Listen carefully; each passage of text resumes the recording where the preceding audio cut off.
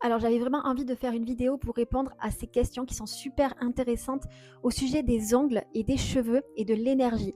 Donc les ongles, est-ce que si l'on met des faux ongles, est-ce que si l'on porte du coup, si on met de la résine tout simplement sur ses ongles, est-ce que ça va avoir un impact sur notre magnétisme, sur nos énergies de guérison avec les mains? Et si par exemple l'on décolore ses cheveux, on fait des colorations, donc trop de produits chimiques sur nos cheveux, est-ce que pareil ça va venir avoir un impact sur notre énergie spirituelle? Donc oui, bien sûr, tout cela va avoir un impact parce que le bout de nos doigts, ce sont des vecteurs d'énergie, c'est-à-dire que vraiment ce sont des zones qui sont extrêmement sensibles. Et d'ailleurs, si vous avez votre magnétisme qui est activé, vous pouvez ressentir que toujours le bout de vos doigts, il est en train de fourmiller.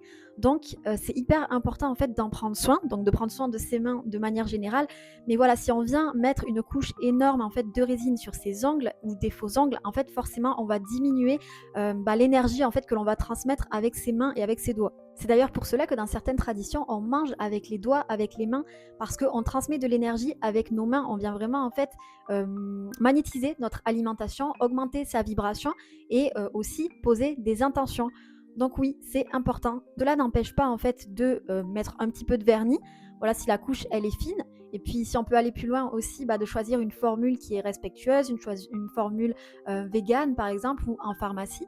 Donc évidemment, si le fait de développer votre magnétisme ne vous intéresse pas, il n'y a aucun problème à porter des faux ongles ou à mettre voilà, de la résine sur ses ongles. Ensuite, pour nos cheveux, c'est la même chose et c'est encore plus puissant parce que nos cheveux, c'est vraiment l'extension de notre chakra couronne qui est notre connexion au divin et au plan supérieur. Donc là, on va stocker dans nos cheveux plein d'énergie spirituelle. Et c'est pour ça que c'est important d'en prendre soin, de ne pas les agresser. Donc éviter, oui, les colorations et les décolorations si on le peut, du moins vraiment les limiter au possible pour justement garder leur santé et leur pleine vitalité.